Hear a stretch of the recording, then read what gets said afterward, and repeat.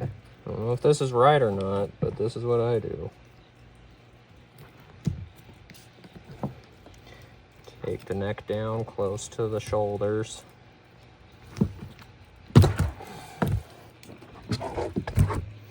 These I know how to do from deer. You go right in the middle of the knuckle, snip the tendon,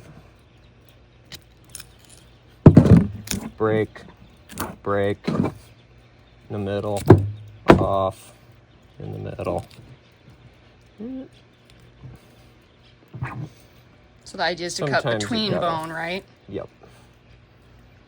So you don't weaken your knife or dull it. Yeah, and sometimes there's just a little bit of tough cartilage in there.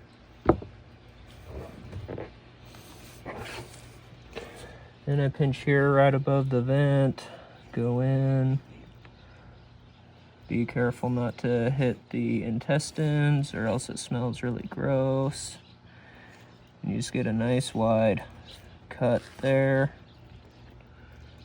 Fold it open and help open it up a bit. Then with the intestines out of the way, cut down towards the vent. And around the vent.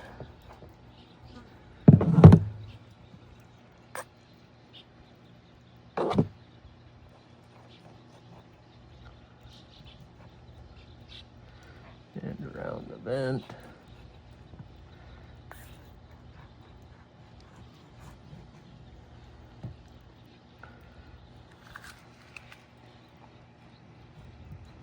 Have to get it completely, it'll be easier to get it out and then get your whole hand in there if you can and start separating the membrane holding all the organs in. You just kind of work your hand all the way around, pulling everything to the back as you go, and just breaking up the membrane with your fingers. And you do want to try not to break the gallbladder, right? Because it leaks out bile and it's sour. Yeah, I've never broken it doing this. I've broken it on accident when I'm separating the liver. But once you got everything kind of good and separated, find that esophagus.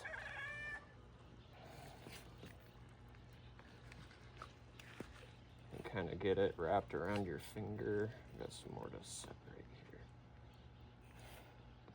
Pinch it if you can, and try and pull that through the neck, and then everything comes out with it. Nice job. This guy was gassy. And then with everything out, off cat. Cut the rest of the vent out.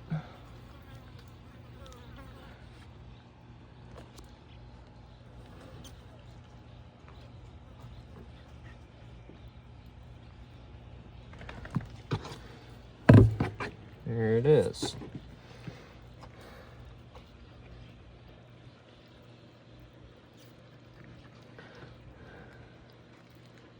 We save hearts and livers. There's your gallbladder, so it's kind of easy when you're separating this stuff. Wait, show me again. That's it. Yeah. You don't want that to pop. Right, and it's hard to pull apart from this without opening it, but it's not bad if you take your time, I guess. Probably able to sacrifice a tiny piece of liver. No, don't have to. Need a bag? Need a bag.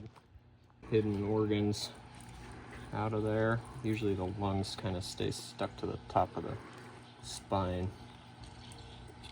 And they don't really come out in one piece. They just kind of piece out. I think I leave a lot of them in there sometimes, but...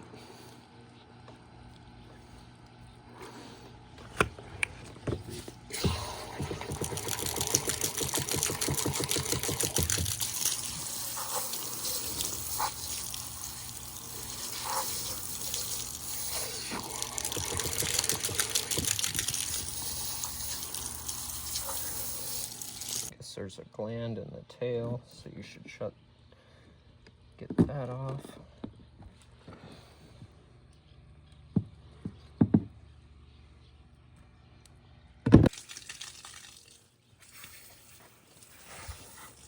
So this is the tail, and you want to cut it off because there's an oil gland here.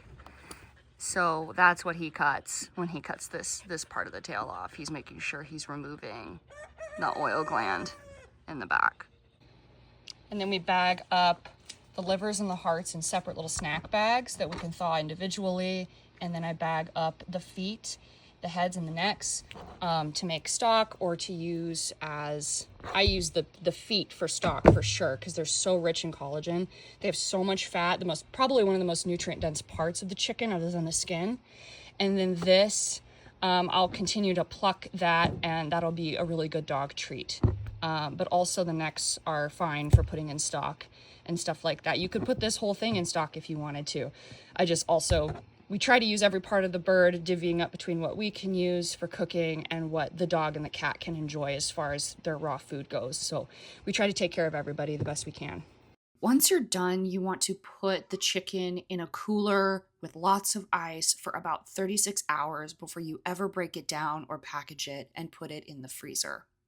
I apologize for not showing this part, but all we did was tie the legs with some roasting twine and bag them up in some airtight freezer bags. Then we put them in the freezer. Usually what we end up doing is thawing the chicken in the refrigerator for a few days and then roasting it either in the oven or we smoke it for a longer period of time on the Traeger before enjoying it.